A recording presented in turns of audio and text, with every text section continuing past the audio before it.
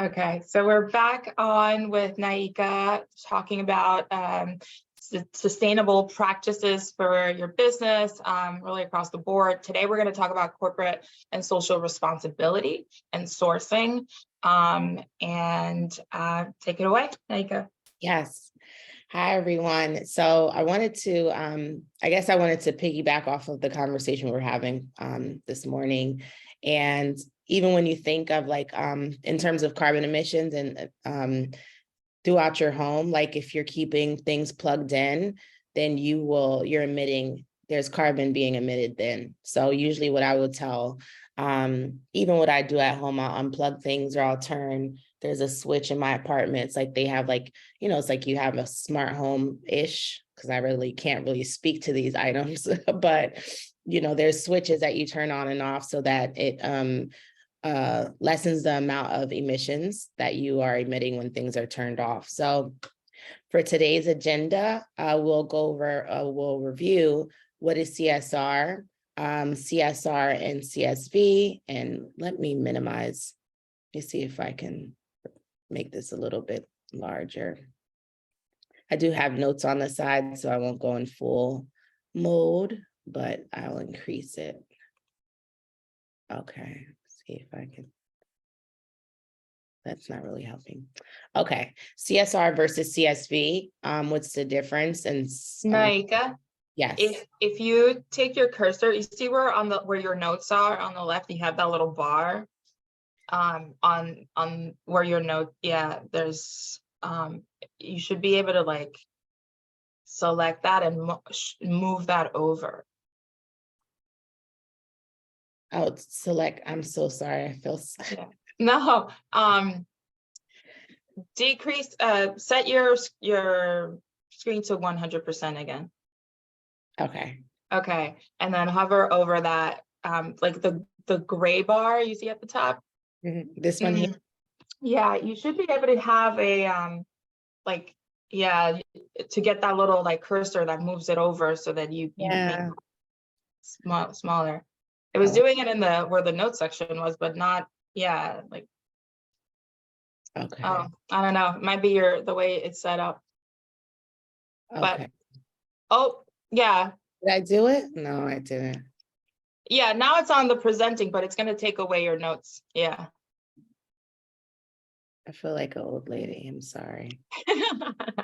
No worries. Sorry. I think we're fine. Okay. I usually I know here you're able to move it, but it's so weird that I can't move it here. Possibly because I'm on the browser version and not on PowerPoint, like the app, the application on my computer. Okay. So then we'll go discuss primary goals of CSR for organizations, corporate social responsibility, finding leverage, how organizations can actually go about finding leverage, and closing the loop. And so when we say the loop, I always think of the circularity loop and factory. So looking at different factories and sourcing, and then sourcing different materials and building a collection, which would be a video that I have in building a capsule collection. I always focus on capsules. So corporate social responsibility. Corporate social responsibility is more so of a self-regulatory business model for organizations. And so it's not really, there's a lot of organizations that do regulate, and there are a lot of rules and laws around corporate social responsibility when it comes to carbon emissions and ethics. But CSR is for a corporation. So it's your organization's building out a plan or creating a plan to focus on people, planet, profit, and culture.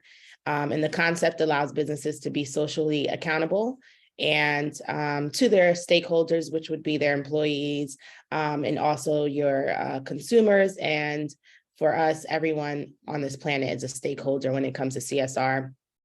And you would adopt or you would create CSR strategies for your organization. And that would be a lot, that would have a lot to play with or when you're thinking of your supply chain or your value chain analysis, or the culture of your organization, or building a sustainable culture, being conscious of diversity, equity, and inclusion, the economy, how are you building the GDP of a country that you are doing the bulk of your manufacturing in. And then the social aspect and environmental aspect, of course, is a life on land, and we'll go into that. So this is a video that I wanted to play for us all. It's not too long, and I will cut it a little short if needed.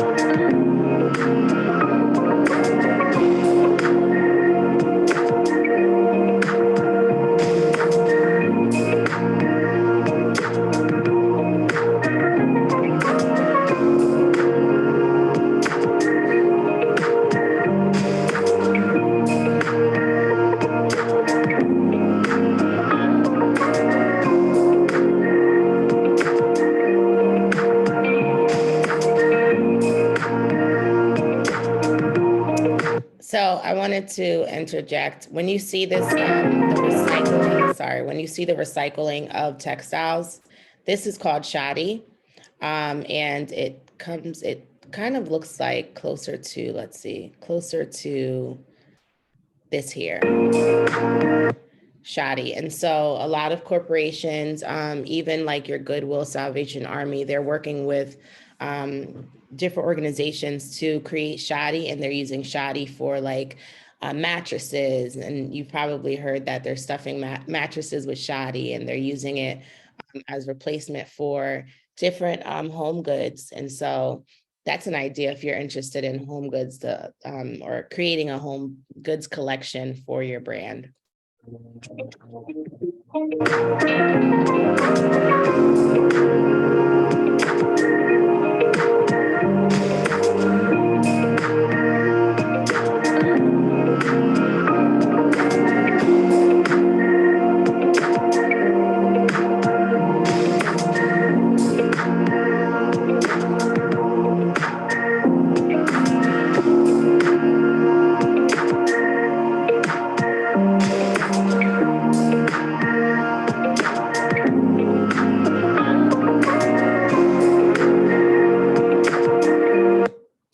I think that's a good place to stop.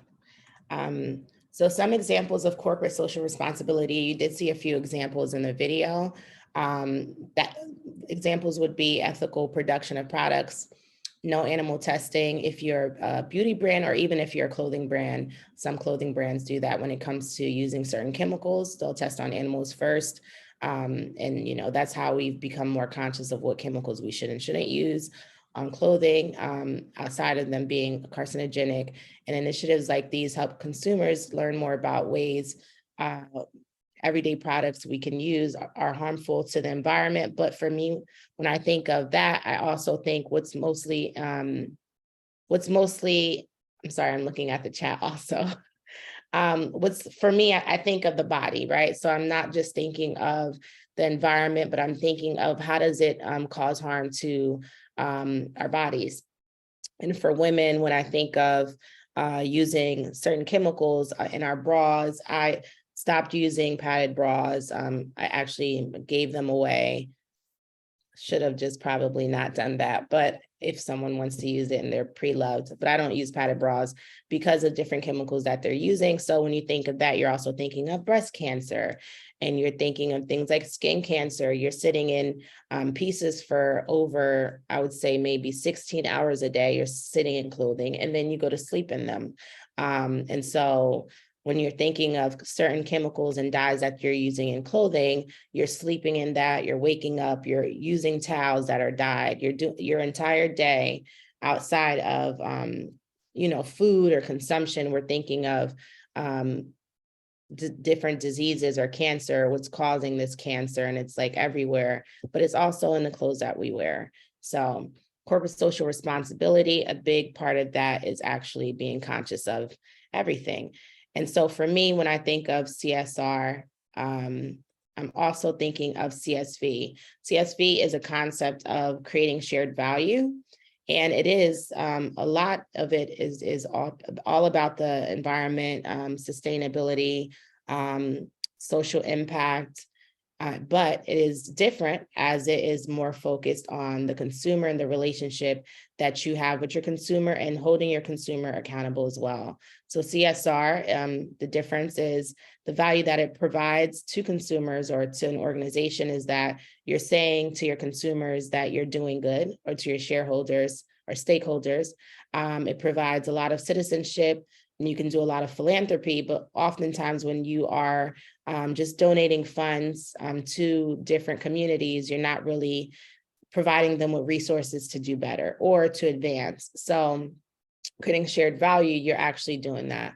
CSR is discretionary, or its response to external pressure.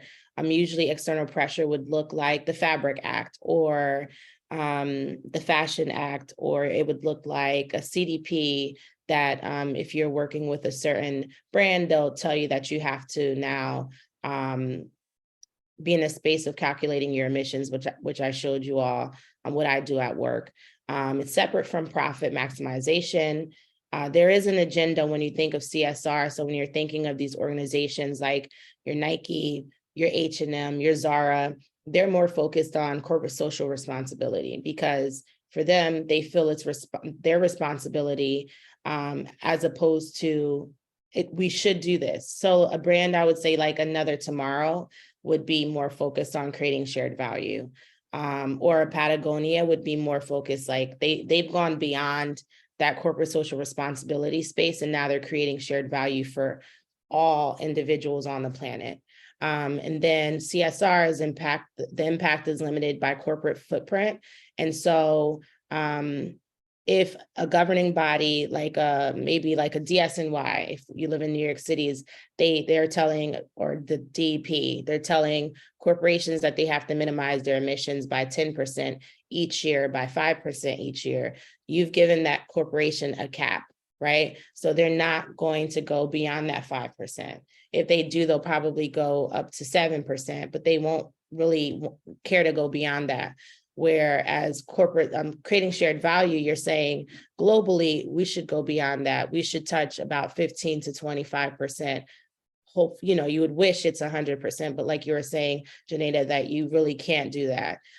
So creating shared value, the value is economic and societal benefits relative to cost. And so you're just thinking of, how can I increase help the economy in this, not just here in the US, but help the economy in spaces that we're working in. How can we build societal trust? How can we provide resources for the society? And it's a joint company and community value creation. So it's not just the organization having these KPIs or these key performance indicators, checking a box. It's more of saying, okay, this is what we're doing. And as our consumer, what are you doing? So are you going to give back your denim? Are you going to volunteer? What are you doing for Earth Day? So this is more of like saying, this is our responsibility, but as a consumer, this is your responsibility as well. And it's important for competition, right? So once you go into the space of creating shared value, you become a more competitive organization. You're not just saying that these are our caps and we're following these regulations and we're being somewhat transparent, because we have to be, but we're saying we're doing it because we actually care. And it's integral to profit maximization. Why? Because again, when it comes to your competitors, also, when you're showing consumers that you care, you're empathic, and it's a joint opportunity for the corporation or your organization and consumers to actually make this happen, or to be conscious of the environment or people or culture, that would absolutely maximize your profit. And the agenda is company specific. So it's not where CSR would be for corporations that make from $1 to $5 million. These are our rules and these are our standards. It's more of, it doesn't matter what this governing body is saying is their standards. We have our own internal standards. So we have our own strategies and our plans internally, and this is what we'll follow, which will supersede, which will be more stringent than a governing body. And it aligns the entire company's budget. It realigns the budget. So when you think of the value chain analysis, when we saw the value chain analysis, we saw your primary activities, we saw your secondary activities, and we saw your profit margin. So when you're looking at your value chain and reevaluating that, it helps you, one, oftentimes creating shared value or going into the space of corporate social responsibility, it helps you to minimize cost. So either you're minimize cost by reusing materials, you're getting grants from organizations because you're in the space of CSR or CSV. And so I would say if you're a small business, to get into the space of creating shared value, right? Because that's much easier, it's more empathic. And then once you're in a space where you actually have to report to these bodies or governing bodies, then you would say, okay, you know, we're already in the space of CSV, so we just have to now share our tactics or our plans or our strategies with these governing bodies for our consumers or our stakeholders to see. And feel free to ask any questions during. And so what are KPIs and how do you measure them? And what can designers do better in short term? And what are long-term priorities for better KPI development? So KPIs are key performance indicators for an organization that is focused on, let's see, diversity, equity, and inclusion. A KPI for that organization can be to increase the amount of women of color in their management. So not saying just the workers that are on the manufacturing floor, the product line, producing pieces, packing, all of that, saying women in management, on the corporate level, we want to increase that. If it's 20%, we want to increase that by 30%. So it's 50-50. Or when it comes to emissions, having a cap saying we're going to, 15%, we want to decrease our emissions by 15%. So possibly if you have a large facility, what that looks like would be installing solar panels. And then you would actually see it that you're decreasing your footprint and you're also saving money, because I will say for the brand that I work for full-time, we have decreased, we have a decrease in our emissions, and because of our solar panels, I think we've saved about 1,619,000 watts of energy. And that is, when you think of 20 cents per watt, that's about $320,000 that we've saved in 7 years in energy. So that's a KPI for you, and you're able to calculate that as you can see earlier, I use a lot of Excel sheets at work. And so I would definitely have your own KPIs for your organization so that you're able to track. And then here's a few things that you can do if you're a smaller or mid-tier organization. For me, I would use this because I'm a smaller brand. Identify one to three sustainability issues to work on.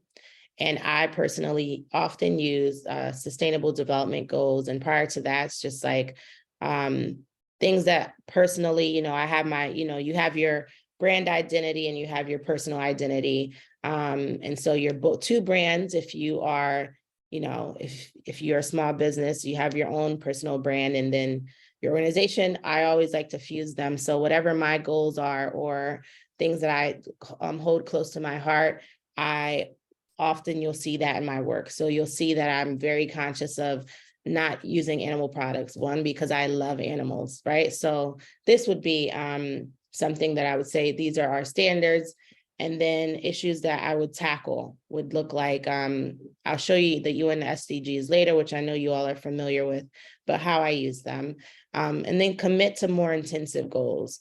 So not just committing to that 5% of emissions or decreasing your emissions by that per year, but saying 15, like I was saying earlier, saying 50. That's very ambitious, but it can be done. Or embedding sustainability into the design process.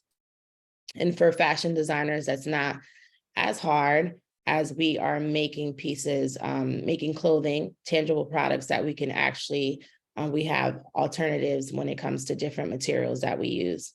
And consider sustainability and branding and marketing. This is really big. And a lot of organizations are doing this more than they're actually doing the work, right? So as a small business, I would say if you're actually doing the work, oftentimes we'll just think of, we want to get a lot of views on social media. We want a lot of interaction, a lot of engagement. So we're posting pieces and we want it to look beautiful and very much like luxury brands. But you want to also show the process, right? So you want to show that you are actually environmentally conscious. Where are you sourcing? What type of materials? All of that should be embedded in your marketing and branding strategies. And then just have a desire to deepen impact on existing initiatives like UN SDGs. There's also your global impact and embed sustainability within that. So you can create your own, when you're creating a brand, of course, you have your own vision and mission statements, and you have certain pillars. So you can have your vision statement, your mission statement, and pillars that I would say would be issues that you're tackling or things that you stand for, right, within your organization. So these are sustainable manufacturing indicators, and this is a link that we're gonna, just let me know if you see the link. Does everyone see them? Yeah, we see it. Okay, so these are OECD sustainable manufacturing indicators. And if you're not, too conscious of inputs, outputs, operations, products, it's similar to when you saw the value chain analysis. These are just indicators for sustainable practices within an organization. So non-renewable materials intensity, so using renewable energy, restricted substances, recycled, reused content, making sure that even for your packaging, you're using recycled content or reusing your fabrics. And a lot of brands are actually reusing denim and they're calling it renewed denim. And your operations, monitoring your water, the amount of water that you're using, how can you minimize that? I always say when it comes to denim or different washes, I would say, depending, the lighter the denim, the more you have to wash it and the more chemicals, right? So unless you're not starting out as a deep blue denim, then that process looks a little bit different. But these are all being conscious of air releasing. So do you have filters in your factory? If there's a lot of chemicals, where's the water being released to? Lucky for us in the US or even in New York, we have a pretty good system when it comes to water releasing, that, our water is filtered. It goes straight to a facility. It's treated. By mass is pulled out of it, if there's any contaminants, which there are, and then that's recycled, and they use those contaminants for compost. And so New York City is doing so many great things. In terms of your products, making sure that your products can be recycled, making sure that possibly the give back programs that a lot of organizations have currently, being conscious of greenhouse gas emissions. So this here, this has all of these standards here. So what can you do about recycled content, recyclability? What does that look like? Energy consumption, that intensity.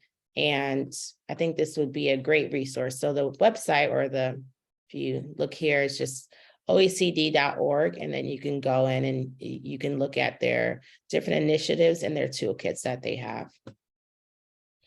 Naika, I have a question. This actually reminds me of something that Stephanie actually had asked during that trip to Tommy Hilfiger. She had a question around denim washes, and like where to source good quality denim that is being sustainably sourced or created. Are there any, and you mentioned that New York City is actually doing good things with regards to clearing dyes out of water, et cetera. Is there a place where you would suggest that like our students could go and find denim in different washes, or like what are the washes that they should stay away from? I would say I usually go for darker washes, but I don't use any materials that for denim specifically. I always use reused. I always used previously loved denim. So I would say that's the best option. Otherwise, I would go, if you're going for a light, medium, light wash, but washes that haven't been, chemicals haven't been used in that process, but most of the washes have been. There is Renewed Denim. Renewed Denim, G-Star uses Renewed Denim. There's a few brands at Nordstrom also that use Renewed Denim. I'll get you the names. There's Recycled Denim Initiative. So there's denim or cotton that is OECO Tech. There's about 100 different standards. I'll look into that. But I would say when it comes to denim is just such an it's not an eco-friendly process because of the amount of water that's being used to make denim. And it's the cotton. So that's even before you dye it. It's about the 35,000 gallons of cotton of water to make one pair of denim jeans. And so that's even before you're dyeing it. That's just the amount of cotton it takes to grow and to make into this denim. So I would, I don't use, but you know what? There is Tencel. There's Tencel that has denim that I have used. So I'll show you that. We have a question in the chat. Is Renewed Denim pre-used denim? Yeah, Pre-washed denim. it's pre-used denim and pre-washed. Yeah. And so Tencel denim, let me see if I can see how it looks. So this is Tencel denim. It is thinner. I do have on my page a collection that I made with this. And so let me see. This is my website. This is our collection. Hold on. This is Tencel. And this is made using natural fibers. And so it does look like your denim. It's much thinner. So I would say if you're going to use Tencel, I would use it in the summertime. Tencel denim, use it in the summertime or line it so that it's not, because it's not as thick, but it is made using natural fibers. So it is biodegradable. So I would say if you're going to do that, to use, and it's Lyocell. So Tencel's the brand name and Lyocell's the actual fabric. Thank you. You're welcome. And so there's 10 principles. There's so many principles you'll see you've seen when it comes to sustainability. And there's 10 principles that a lot of brands will follow, or brands like your Procter & Gamble, your Colgate, Palmolive, Unilever, they follow 10 different principles, and 1 to 2, they're focused on human rights. So promoting the realization of human rights, being knowledgeable of where you're manufacturing and understanding if there's child slavery or slavery in labor, or having workers work for 12-hour days with only getting paid for maybe 6 hours or 8 hours, discrimination, work standards, and being conscious of minds. I know there was an article recently of brands that are using, was it copper? Brands like your Apple, they're using all of this copper and they're only paying children and, mostly women when it comes to this. They're you're paying them about $1 a day or $1 a week. So just being conscious of human rights, labor, promoting and enforcing labor rights. So being conscious of excessive work hours. So when you're a small brand and if you're working with a manufacturing facility outside of the US and you really can't, I would say to always visit these manufacturing facilities, because they will tell you that they're certified. You should not take their word unless you see paperwork. And if you're working with a manufacturing facility in China or in Bangladesh or Pakistan, you should have them FaceTime you very frequently. I've spoken to so many people. I produced, I think when I had first started, I wanted these hats made, and I asked them if they can video chat me on WhatsApp, just so I can see. And this was maybe in 2014 or something, maybe 2013, I had made these hats, and I asked them if they can video chat me on WhatsApp. So just being conscious of that, so you can see the facility. And if they say no, I would not work with them, because that means they have a lot to hide. Environment is 7 to 9. That's the engagement with suppliers to improve environmental impacts by applying a precautionary approach, or even having your own standards as an organization. Now, I know this seems like it's a lot for a small brand, right? You're thinking to yourself, like, I'm a small brand, it's just me. I would say do it as you go. Do it as you go. And one day you'll be like a big Patagonia brand, right? But as you go, you're creating these standards and these principles for your organization. And then the 10th principle is anti-corruption. So engaging with the supply chain through anti-corruption programs. And there's a lot of courses that you can take to create these anti-corruption policies. I've created so many, and I have no practice in HR, right? I didn't go to school for HR, but I've done a lot of policies for the brand that I work for, just off of like doing a lot of research and looking at different policies. So you're able to create all of those for your own brand.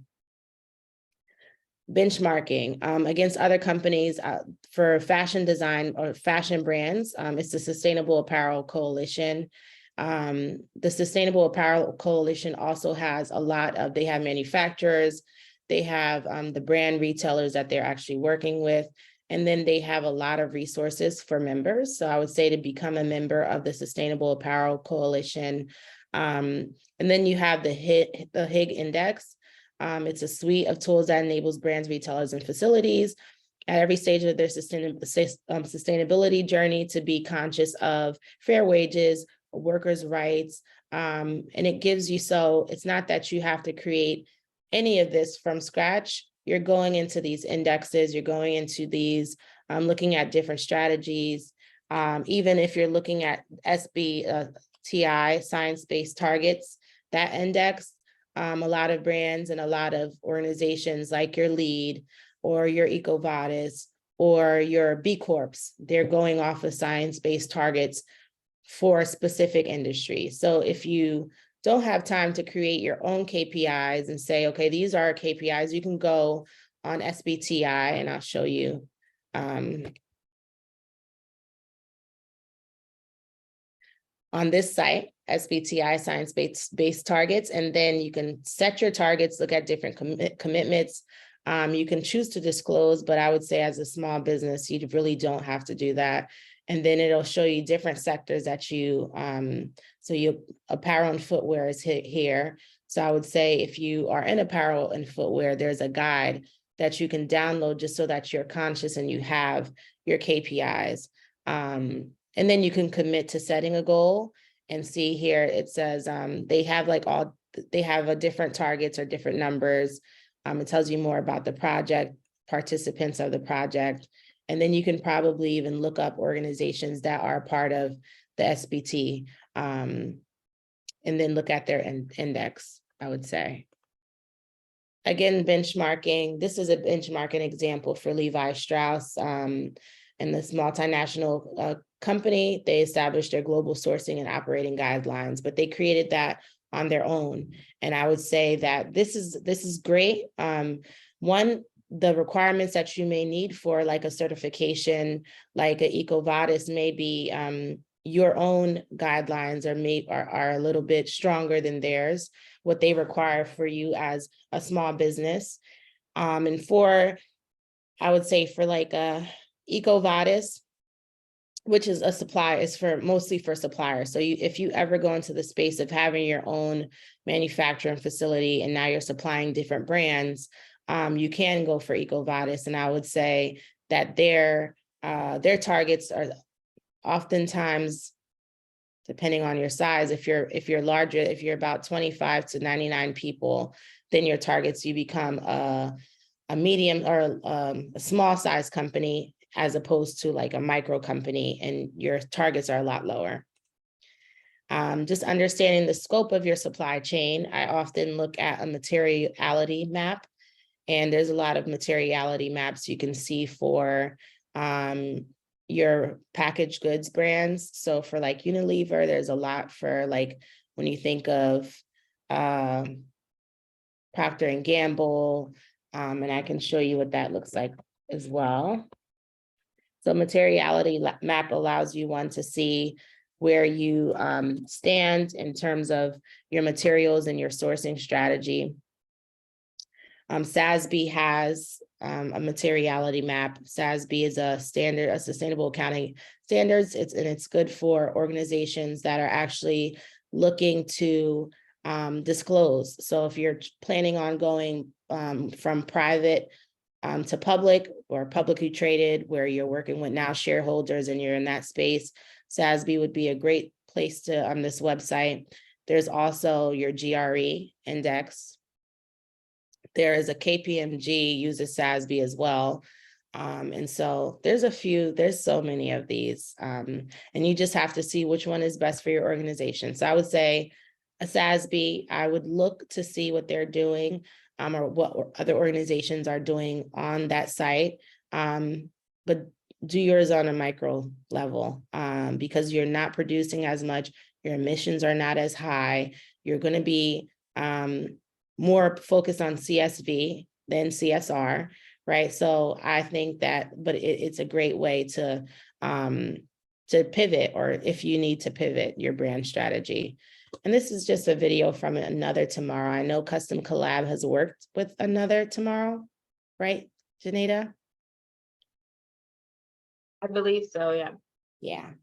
So this is just a video. I'm Vanessa Barboni Halleck, founder and CEO of Another Tomorrow. Another Tomorrow is an end-to-end sustainable brand with a deep commitment to animal, human, and environmental welfare, as well as transparency and the circular economy. We want to change the concept of luxury. Luxury is and will always be about quality, but we also want luxury to be about information, to be about the story, to be about longevity. We're personalizing transparency by creating a unique digital identity for every single piece of clothing we create, that is then turned into its physical form through a QR code on the care content label. So I wanted to show you that one QR code, so easy to generate. You can generate that on Canva, and you can place that on your tags. Another Tomorrow is doing it, but like probably 2017, Timberland started doing that, right? And they even use blockchain to trace their entire process. So there's brands that are using your blockchain so that they can trace from the sourcing raw materials up until its owner. And then if it's secondhand, who's the next owner? And you can see all of that if the brand or uses blockchain. So, or if they're using different types of technology to trace their efforts. Of every single garment. And this allows a very personalized approach to seeing how the provenance of a garment is actually created. So you can see from the farm all the way up to the moment that the product was manufactured and shipped to our warehouse, every step of the way. 78% of consumers say it's important for a company to be transparent. And for a long time, it was enough just to say the word. But now what I think customers are actually looking for is the underlying information about how a product is made. And the perfect way to do that is through a digital identity. And it was really through me getting to know everything that I was able to say, this is an incredible technology that can utilize all of this data that we are already capturing and visualize it for the customer. I do want to show you, I know we have 10 minutes. I want to show you, there's the organization called Green Feet. There's a few others, but they do allow you to track your emissions on that site. And for an organization that is small, it's about $50 per month, and you can track your emissions. So you're just going and looking at all of your electricity bills, plopping your electricity bills in there, and they'll track it for you. Or you can do it yourself. You're literally just like saying how many watts of energy have you used in 1 month, and you can see that in your electricity bill in your own apartment. And then you're looking at the amount of water, you're tracking how much you are. So you can do that through greenfeet.org as a small business, or even if you're a larger business. So adding a social dimension to strategy, shared value opens up new customers. Why does it open up new customers once you begin to pivot? Because as the founder of Another Tomorrow said, most consumers are looking to purchase from brands that are focused on creating shared value, or CSR, but beyond CSR, which is more empathic, I would say CSV. These are commitments. There's an organization called the Global Compact, and they're a program that is it's owned by the UN. And so I would say that is a great organization to get certified for or with, and it's free depending on the size of your organization. And it shows that you're committed to creating impact in your industry. So that's one. CSR regulating partners. For suppliers, I would say EcoVadis is one. Locked is another organization that will provide you with certifications so that you can even have on your website that you're calculating, and it'll tell you that you're calculating your scope 1, 2, and 3 emissions. And then once you start to go into creating your targets, your science-based targets, you'll go into another space of Locked. CDP is the Carbon Disclosure Project, and you can also disclose through that. And if you're a fashion designer, OEcoTex, you can get certified if you are producing materials and fabrics and organic cottons, and you can get certified, or you can see what suppliers are certified. They have their OEcoTex certification. B corporations, a lot of brands like your Patagonia has a B Corp. That process, all of these, I would say, especially these 4, the process is pretty long. Takes a lot of, Excel sheets, but you can do it, it's doable. There's the ethical clothing, there's a fair trade, there's also the New York City Fair Trade Coalition that you can become a member of. And then I think I'm not sure if it's free or if you have to pay maybe like $25 a month, and you get so many resources from the New York City Fair Trade Coalition. FSC is the initiative for forests, just to make sure that the paper that you're sourcing is from ethically sourced, or that it's ethically sourced, or if it's products made from wood chips, they can also be FSC certified. Then you have your Better Cotton Initiative, which brands like Levi's is using currently. So these are UN Sustainable Development Goals. I always look at these and I say to myself, I can do all of this, right? So no poverty would mean that you're providing resources or fair wages, and fair wages is here also, to your employees. And outside of what you're doing, when it comes to the economy, how are you giving back? No poverty. Zero hunger, the same. Maybe you're providing your employees with food depending on the community they live in. Good health and well-being, being conscious, providing them with quality health insurance, quality education, outside of what you are providing them for work or the trainings that's required. I would say quality education would be a part of career development, right? Or gender equality, all of these here. One that I always like to stop on, these are all very much like climate action, calculating your emissions, life below waters, being conscious of the dyes, plastic use, things that would affect marine life or aquatic mammals, Life on land would be also the same, but with animals on land. Peace, justice, strong institutions. I love partnerships. So always think of how you can partner with a nonprofit organization to find leverage within, possibly as a small business, you may not be able to do it by yourself if it's just you. But if you partner up with, like, where I will partner up with, or I do a lot of volunteer work, right? So I do a lot of volunteer work with nonprofit organizations. And then I'm able to say that this is what my brand is doing to give back. And I just love doing volunteer work so much. So I would say partnerships is really great. And the primary goals of corporate social responsibility, or being conscious of your emissions, is understanding your carbon footprint, minimizing that, being conscious of your energy consumption, product recycling rate, and what that would look like is circularity. And are you keeping that in the loop? Are you keeping the loop closed?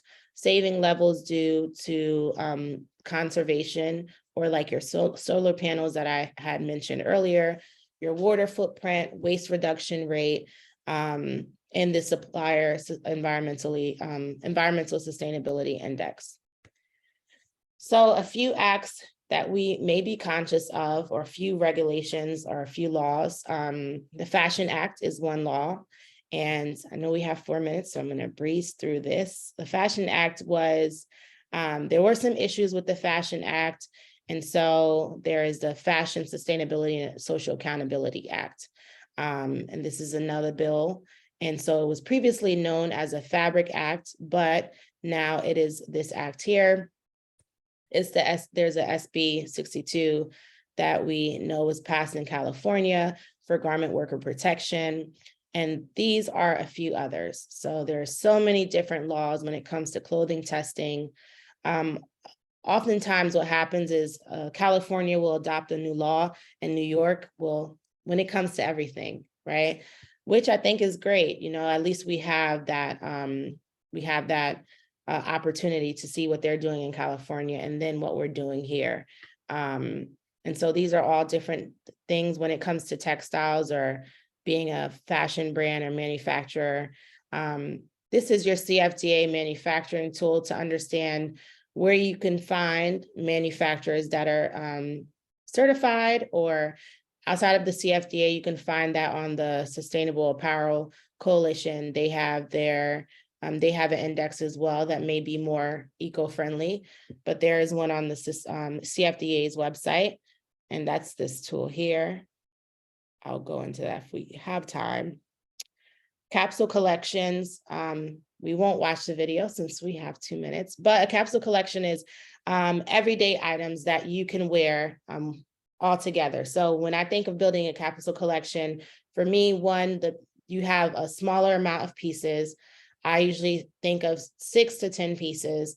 And what does a capsule collection include? That could include, so now we're in the space of building a collection. So that would include shorts, a skirt, a maxi skirt, a dress, a blouse, possibly shoes if you're in that space.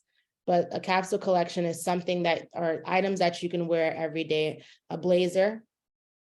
And so when you're building a capsule collection, you're saying, okay, so we need at least one blazer, we need one pair of shorts, we need one skirt, we need one maxi skirt or maxi dress, we need pants. And then that'll take you up to 10 pieces. And then you start, okay, I know what I'm designing now. As a fashion designer, I'll drop these pieces.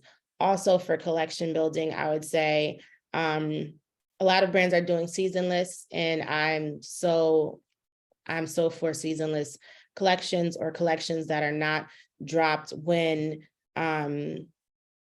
me personally, I'm not dropping a collection for the spring and the fall and saying, here's my fall collection and I'm ready for 2024 and 2022. I'm not doing that. And some brands that are more eco-friendly or conscious, they're not doing that either.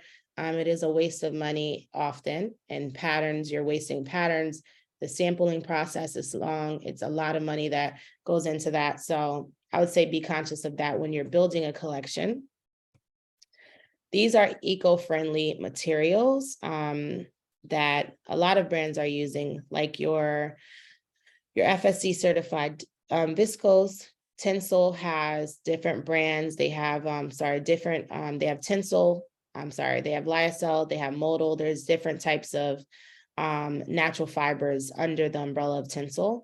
Your recycled denim, organic cotton, organic linen. Oftentimes we think cotton and linen are the same thing. Linen is made using the flax plant when it's organic.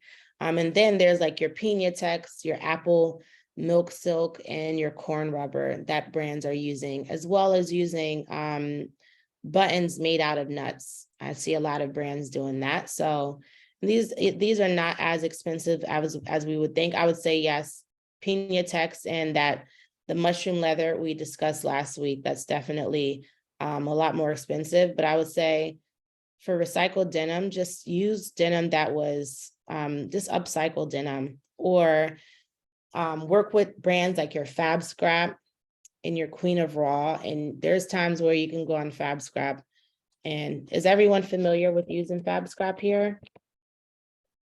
The students are actually, well, cohort 10 is going to be going to FabScribe later on this month, and others have been there.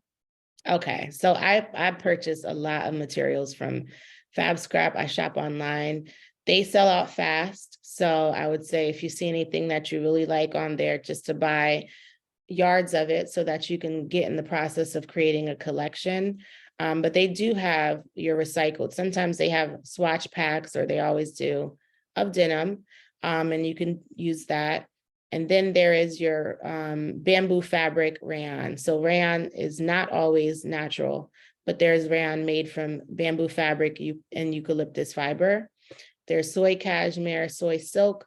I don't use soy products in clothing, but there's also hemp, pea silk, which is silkworms that are not killed for harvesting. And then there's lotus, that's natural plant fiber. And it looks kind of like your viscose, but it's not exactly that. Then we have our packaging. For packaging, you can use, there's a brand called Eco Enclosed. Eco Enclosed, if you all are familiar or not, we can go on their site so you can see. Maybe this is it. Is this no? I thought I left it open for you. So Eco Enclosed, this is a packaging company that I use at work. I use with my brand, and they have sustainable packaging. So these are made from recycled material. So that's post-consumer material, and it can still be recycled. And these poly bags are made from recycled material. But the only thing with the poly bags is that they cannot be recycled in New York City, and a lot of municipalities in the US will not recycle this type of plastic unless you're going to recycle them through a Target program, or by law in New York State, any organization or shopping store like a CVS or a Target that's larger than 10,000 square feet, you can recycle these types of plastic. So these are your plastic films, you can recycle them there. But I would go on Eco Enclosed, you can get things done. There's even reusable mailers. And so what brands that are doing, like your Books Box, and I just had a meeting with Books Box, they're a little bit more expensive, but brands are using Books Box. And Books Box is a plastic container. It's made from post-consumer polystyrene. And this polystyrene this box is used about 8 to 10 times. So you send it to your consumer, your consumer will drop it off at a FedEx for free, and it'll go directly back to Books Box. They will send it back to your company. And then that footprint sounds a little large, I know. But what you can do is possibly look into having these boxes yourself, and they're just mailing it back to you as a company, because I'm looking to do the same thing. Then you have your just using less plastic, being conscious of that. This is an example of your Rent the Runway. And what they do is that they have reusable garment bags. This is actually, I wear Rent the Runway often. This piece is from there. They have a garment bag. It is made oftentimes from cloth, or it's made from a polystyrene, and you're just plopping it in there, giving it to the person, the FedEx or UPS, goes back to Rent the Runway, you get new pieces, they're reusing that container or that bag. And then there's an option for hangers that are made from cellulose, or there's this new material called UBQ that a lot of organizations are using, and Target's using it as well for their hangers. So maybe you can go into that space or collecting hangers from companies who no longer need them. And then reusable garment bags, like I just like this one here, instead of plastic. So the summary is CSR activities need to be fully embedded in the core of your company, and just being conscious of the difference between corporate social responsibility and CSV. There are so many different regulations and rules and laws. As you've seen, there's so many indexes. This deck would probably take like 3 hours or more to run through, but it is this is a shorter version of how to actually get there. And now that you have the deck, you can run through these, Janeda, and have them like click on things and watch videos fully so that they can see it, and I can send you this deck over. So thank you, and I will take any questions that you all may have. Thank you so much, Naika. You're welcome. Yeah, and anyone who has a question, it was a lot of information, but I think, as I said before, some of what we've already discussed has just been so enlightening. I've used talking about those boxes, particularly from the world that I come from, with the recycling clothing.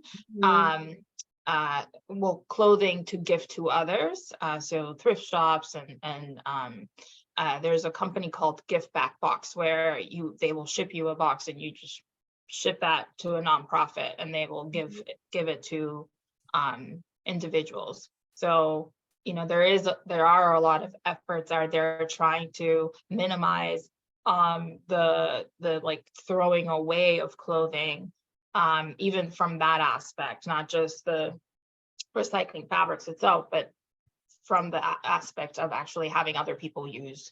ThredUp is a great. Yeah, I use ThredUp. Mm-hmm. Yeah, so there's a lot, there's so much when it comes to CSR in the fashion industry.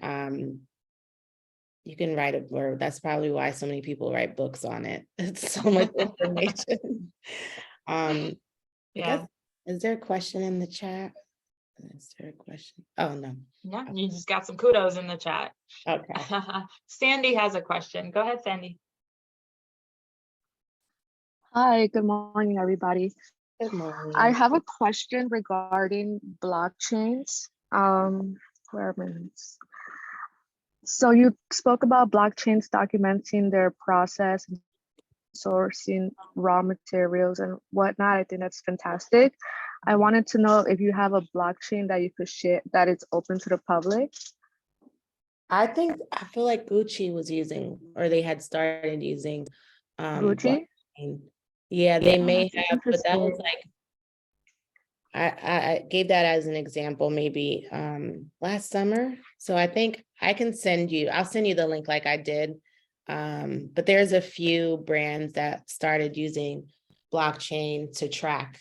And I definitely think Timberland is doing it, because they had said that they were going to start doing that a while ago. But I'll send some links along with the deck. I'll send it. Thank you. Do you ever see yourself using blockchains for your company? Yeah, once I do leave my full-time job. Once I do, once I expand, I do see myself using blockchain. What I do want to do is start a manufacturing facility in Haiti. And that would be like the best place to start, right? Because like, what if, we have a farm there and we're sourcing our materials directly? It's not hard to track that type of stuff in Haiti. So it's easier to track, saying we're getting it from a farm and Gonaïves or something in part of Haiti, and then it goes to Port-au-Prince. From Port-au-Prince, it goes directly to, it goes on a plane or it's being shipped. It wouldn't be shipped here. So we'll go on a flight. So I definitely, yes, the short answer is yes. That sounds like a goal. Thank you. You're welcome. Any other questions? Okay, so if you have any questions, you can always find me on LinkedIn or send me an email. And next week we will go into certifications and WBE. So I am I was in contact with Michael Fong. I used to work with him at the Department of Health. And so he's now one of the directors there. And so we're going to see if we can get someone to come in. I know you had sent me the email, Janeda. Yeah. Who's the person that you had contact with before? To be honest, Ngozi, can't remember if Ngozi mentioned her name. Actually she did, and I Hope it wasn't Ivy, because when I worked for the city, so I worked with them a lot. I was just like, who passed away from there? no, I don't know if they were from SBS, but Okay. yeah, I can find out. Well, Yeah. hopefully we get someone next week Saturday. Otherwise, I'll just go through my process and show you the different opportunities that they have. They will send you emails, boy, and then I'll show you like how a request for a proposal looks like I have a few from the Department of Health. We can go into that. So all of that next week, and hopefully we can get someone from, I contacted 4 people, so. Okay. Okay. Awesome. Let me know too if you like towards the middle of the week, if you haven't heard. I think we can reach out to other areas and see if we can get someone as well. Okay. All right. Thank you so All much, right. everyone. Thank you, Naika. It's a great Weekend. presentation, just like all the other ones that we've had. And everybody, if you haven't had a chance to, if you haven't been in these sessions before, if you haven't had a chance to watch the recordings, I've been posting them up in Slack. So do check those out. Thank you. Have a great weekend, everybody. You too. Bye. Thank you so much. Good night, Bye. Bye. Bye. Bye. Thank you. Bye. Have a good weekend. Stay warm. I will. Yeah. Thank you.